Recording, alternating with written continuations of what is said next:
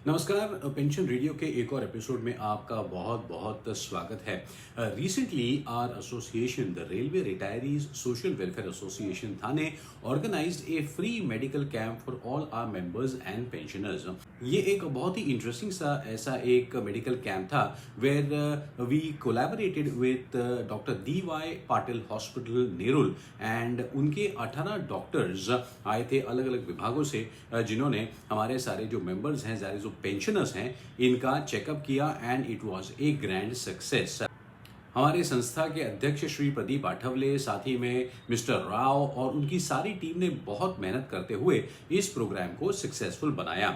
लेकिन आगे बढ़ने से पहले और इस प्रोग्राम के बारे में बताने से पहले आइए जानते हैं हमारे एक पेंशनर मित्र जो है श्री प्रमोद मिश्रा दवाइयों के बारे में आपसे कुछ कहना चाहते हैं।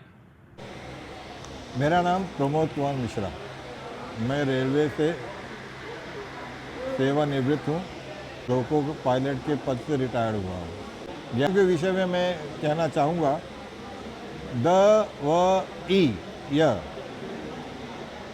द से मैंने फार्मूला बनाया है अपने लिए। लोगों की दुआएं चाहिए, लोगों की दुआएं, बच्चे भी हैं, बूढ़े भी हैं, हम साथी हैं, हम घर हैं, सबकी दुआएं चाहिए। एक बात।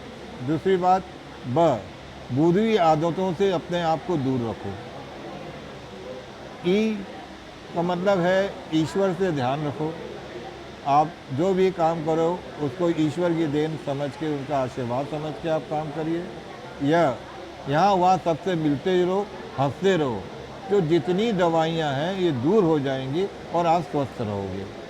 यदि दवाइयों से दूर रहना है तो ये फार्मूला को फॉलो करना है। इस मेडिकल कैंप में लगभग 100 के आसपास हमारे जो मेंबर्स और पेंशनर्स थे, इन्होंने हिस्सा लिया। It was a grand success और सभी पेंशनर्स बहुत ही खुश थे। और इसका मतलब ये है कि अगर हम साथ मिलकर काम करें तो पेंशनर्स के लिए हम बहुत सारी चीज़ें कर सकते हैं। हमारे साथ इगतपुरी के भूतपूर्व जो स्टेशन मास्टर परदेशी जी हमारे साथ है। परदेशी जी, आप इगतपुरी में अपनी एक संस्था चलाते हैं, यहाँ पर पेंशनर्स का काफ़ी काम चलता है। थाने में यहाँ पर retired railway social welfare association के साथ भी आपका साझा काम चलता रहता है। तो अलग अलग संस्थाओं को एक साथ पेंशनर्स के लिए काम करना कितना ज़रूरी है? आजकल सब ये हमारा तो इगतपुरी डिपो जो रिमोट एरिया में है, वहाँ पे आदिवासी लोग ज़्यादा हैं और उन्हें ये इसकी सख्त ज़रूरत है। कभी भी किसी को कम्प्यूटेड अमाउंट मिलने में समय होता है या कोई डिफरेंसेस नहीं मिलते या किसी को PPO तक नहीं मिलता है, तो ऐसे जो लोग हमारे पास में आते हैं या किसी के भी मतलब मिसेस की जन्म तारीख नहीं होती है, नाम नहीं होता है तो उसमें भी गलतियाँ होती हैं, तो वो करेक्शन करे बगैर उनको उनके फैसिलिटी नहीं मिल सकती। तो गवर्नमेंट देने को तैयार है, लेकिन जब उनके पास क्लेम करेंगे तभी जाएगा। तो जब हमारे माध्यम से जब आते हैं तो हम उनको उनके प्रॉब्लम सॉल्व करने का कोशिश करते हैं। कुछ केसेस ऐसी होती है कि जिसमें एक मिसेस एक्सपायर हो जाती है, लेकिन उसके बावजूद उसका उसमें नाम भी नहीं होता या नाम होता है तो जन्म तारीख नहीं होती। तो ऐसे केसेस में बॉम्बे के जो काम है, हम retired all India railway retirees welfare association के जो हमारे प्रदीप आठवले जी हैं, हम उनकी मदद लेते हैं। उनको फ़ोन पे उस पर एडवाइस पूछते हैं, उनके जो बताए हुए रास्ते पे हम कोशिश करते हैं। कुछ बातें हम हमारे लेवल पे सॉल्व करते हैं और जो नहीं होती है उसके लिए हम आठवले जी को रिक्वेस्ट करते हैं और वो केस हम आठवले जी को देते हैं और आठवले जी फिर उसको उसमें से रास्ता निकालते हैं। तो ऐसे हमारी एक कैबिन ASM था जो कि उसके एक्सपायर होने के बाद में उसके मिसेस को क्या पेंशन मिल रही है उसे समझ में नहीं आ रहा था। वो केस हमारे पास में आई, फिर हमने आठवले जी को बताया कि ऐसी ऐसी केस है। तो आठवले जी ने इमीडिएटली 1 महीना 2 महीने में वो केस फॉलोअप करके वो लेडीज़ को कम से कम 5 लाख रुपए का डिफरेंस दिला दिया। बराबर। उसके बाद ऐसी एक अपना पॉइंटमेंट था, वो बाद में अनफिट होने का बेरर में गया और उसकी भी ऐसी केस थी कि उसको कुछ डिफरेंसेस जो मिलना थे 7वें पे कमीशन के, वो नहीं मिले थे। वो हमारे पास केस आई। फिर हम तो बॉम्बे नहीं आ सकते थे, तो हमने आठवले जी को केस रेफ़र की। तो आठवले जी ने उसको भी कम से कम 5-6 लाख 5-5.5 लाख रुपए का डिफरेंस मिला के दिया। तो ऐसे आठौली जी को हम बार बार तकलीफ़ तो देते हैं और वो भी उसको अपना काम समझ के करते। तो इससे हमारे वहाँ पे इगतपुरी में हमारे आदिवासी भाइयों का बहनों का काम होते रहता है। अभी भी कोई केस है, हम आठौली जी से डिस्कस किया है, वो उन्होंने आज भी हमें प्रॉमिस किया है कि वो केस हमारे पास जो हम उसको करेंगे। ऐसे आज हम यहाँ पे जो मेडिकल कैंप चल रहा है उसके लिए हम दो मस्के अन्ना और मैं दोनों हम इगतपुरी से यहाँ पे सेवाग्राम नगर से आए।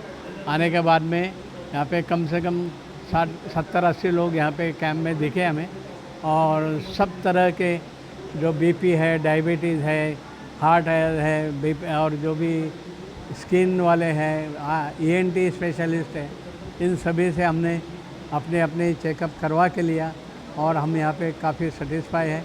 कुछ हमारे डाउट थे, हमने वो भी उनसे डॉक्टर से क्लियर करवा के लिए और उन्होंने हमें जो सलाह दी है हम उस सलाह से आज यहाँ से सलाह लेके हम अपने घर रिटर्न होने वाले हैं।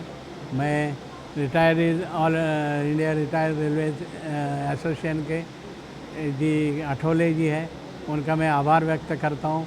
वैसे DY पाटिल हॉस्पिटल से जो डॉक्टर्स आए उन्होंने भी जो हमें मूल्यवान सलाह दिया है उसके लिए हम उनके भी आभारी हैं। ऐसे मैं अपने दो शब्द बोल के अपनी विदाई लेता हूँ। धन्यवाद। हमारे संस्था के श्री राव ने ये पहल की थी। He took the initiative and he tells us more about how this whole free medical camp was designed. I had been to DY Patil Hospital. I stay in Nerul. I had been to DY Patil Hospital at Nerul for my own personal checkup. I had some skin problem, so I had been there for my personal checkup. And on the way, I also came to know that DY Patil is an empaneled hospital on the Central Railway. So I thought, let me talk to the concerned welfare inspectors there and find out whether what I've seen on the net is correct, true or not. So I introduced myself as being the secretary of Railway Retirees Social Welfare Association, and I asked them whether the Ummid card which I am carrying is valid here. So they asked me, then they told me, yeah, it is a valid and it is an empaneled hospital. DY Patil is an empaneled hospital on Central Railway. And then when I told them I am the secretary of Railway Retirees Social Welfare Association, pensioners body working for the giving a free service for the pensioners in trying to solve their problems, they asked me whether they can have a medical camp. So I agreed with them. They said yes, that can be done. And so then this is our first medical camp that we are holding. And we also request all of you कि अगर आप किसी particular संस्था से देश के अलग अलग एरियाज में हैं तो क्यों ना हम साथ मिलकर काम करें और पेंशनर्स को हम मदद करें। देखिए होता ऐसा है कि हम हमारा रेलवे का पेंशनर अलग है, हमारा इस डिपार्टमेंट का पेंशनर अलग है, हमारे डिफेंस का पेंशनर अलग है। हमें ऐसा लगता है कि even though the rules might be slightly different but the most important aspect here is that most of the fundamental pension rules are same, and we feel that if we can help each other, collaborate with each other, we can increase the efficiency of helping our pensioners.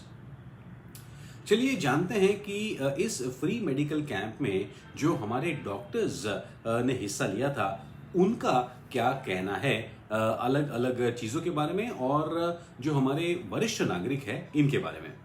I'm Dr. Achita Lele from the Department of ENT. Hello, I'm Dr. Janvi Bohra from the Department of Ophthalmology. Friend, I have seen a lot of hearing loss patients today, so which is completely normal considering they're pensioners. With age, it becomes a very big problem. So it is important to get a hearing evaluation done from time to time. It is very ignored and it is a disability. So you have to treat it that way and you have to wear machines, hearing aids if needed. Which a lot of old people are always resistant to, but it is necessary. In Ophthal, the main complaint is of course like GPDUB, gradual progressive diminution of vision, कि blur दिख रहा है, नहीं दिख रहा है. But recently, what I have found is कि patients complaint of eye strain more than anything. It's because of the increasing screen time that we have, digital age, increasing mobile phones, TV or whatever. So it's very like dry eye is very common in such patients. So we have to counsel them proper, like they should have a dry eye evaluation. The 20-20-20 rule, we have to explain them. Lubricant drops should be there. So that apart from there, we have a lot of cataract patients which we have to evaluate and then grade and then counsel for surgery accordingly. Hello, my name is Dr. Karnika Mishra. I am from geriatrics department. Overall, the way I've been seeing and dealing with the patients is, my experience is good, and overall I like how everything is here. The senior citizens are more prone to multiple comorbidities. The medications they are taking are usually excessive, and they are also prone to ignoring their illnesses. In view of that, they are just elderly. So this is the part where we play some role in. We actually have to counsel them a lot, and our department actually includes counseling also along with the medications, and reducing the medication burden, addressing all the problems, not just their hypertension or diabetes. Apart from that, we also address their emotional, and they are emotionally labile and all. So we address all that. So my experience was good today. I am Dr. Nirvama Thaudam. I am a senior resident in Department of Geriatrics in D.Y. Patil Hospital, Nerul. I am from Manipur, India only. Yes, I am from Manipur. Usually according to WHO guidelines, we tell it's 65 years, but in India we usually took it in over 60 years of age. So maybe it's according to the demographic situation only in India. So according to all the findings and all, according to all the studies. So usually in India, we usually took 60 plus as an elderly age group. Hello, I'm Dr. Kanksha Bhatti, a junior resident from Dr. D.Y. Patil Hospital from the Department of Dermatology. And especially in dermatology, I can see that there are lots of patients seeking basic treatments, dermatological treatments, as well as some of them are psoriasis, etc. So I feel the only thing is that I feel that along with the old patients, there should be an assistant who could probably explain their issues a little more clearly to the doctors, because I find some of them find it very difficult to hear, and it is difficult to communicate with the patients, especially explaining the medications to them. I'm Dr. Janvi from D.Y. Patil Hospital, junior resident from Department of OBGY. It is good. It is a challenge. It is a challenge regarding a normal population and a geriatric population. It is a challenge dealing them. But I guess they have more issues to tell, they have more issues to solve, which they come and show, which is good. Even they are very aware of themselves. There are many people outside who are not aware of what they are going through. And they don't seek medical attention in a normal time. They just come when everything is just very bad, or just come in emergency where we can't do anything. There's an ICU admission which we do, that's it. They are more aware about how they need to take care of themselves. They are aware about what medications they take. There are many people who don't. They just bring their own medications, and we are supposed to just sort out of what they are taking for which diseases. A lot of That's patience what is the problem required. तो जिस तरीके से हमारी संस्था ने अलग अलग संस्थाओं के साथ मिलकर काम किया, I think we all can definitely work together for the benefit of pensioners. Request you कि अगर आपके पास पेंशन रिलेटेड कोई क्वेरीज है तो हमें ज़रूर व्हाट्सएप कीजिएगा. हमारा नंबर आपकी स्क्रीन पर है, और हम कोशिश करेंगे कि जो आपके सवाल हैं उनको हम सॉल्व कर पाएं, या फिर एटलीस्ट कोई एक डायरेक्शन दे पाए सोल्यूशंस के लिए. अगर आपके पास पेंशन रिलेटेड कोई जानकारी है तो please do send it to us. We would like to cover it in our videos. और आने वाले हमारे एपिसोड्स में हमें कई सारे कमेंट सेक्शंस में क्वेश्चंस आए हैं फैमिली पेंशन के बारे में, डिपेंडेंट चिल्ड्रन के बारे में, और कई सारे सवाल, और उन पर हम स्पेशल एपिसोड्स भी बनाएंगे. But we request you that you please like the video, share the video, and also subscribe to our channel which is called as Pension Radio. और हाँ, हमने अब पेंशन रेडियो का मराठी चैनल भी अलग से शुरू कर दिया है for the benefit of all of you. Thank you very much. अगले एपिसोड में फिर मुलाकात होगी. नमस्कार.